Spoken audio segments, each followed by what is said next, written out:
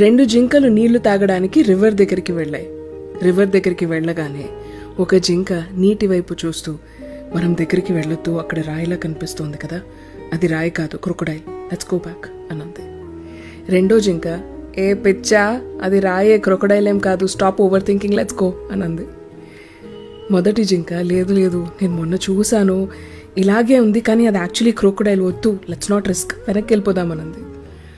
రెండో జింక, నీకు అసలు రాయికి క్రొకొడైల్కి డిఫరెన్స్ తెలీదా, ఇలా అయితే ఎలా బతుకుతావు నువ్వు అని ఇలా మాట్లాడేసరికి మొదటి జింక రెచ్చిపోయి, నీకు ఇప్పుడే ప్రూవ్ చేస్తాను, అది రాయి కాదు, క్రొకొడైలే అని చెప్పి నీటి లోపలికి దిగింది. క్రొకొడైల్ వచ్చింది, మొదటి జింకని తినేసింది.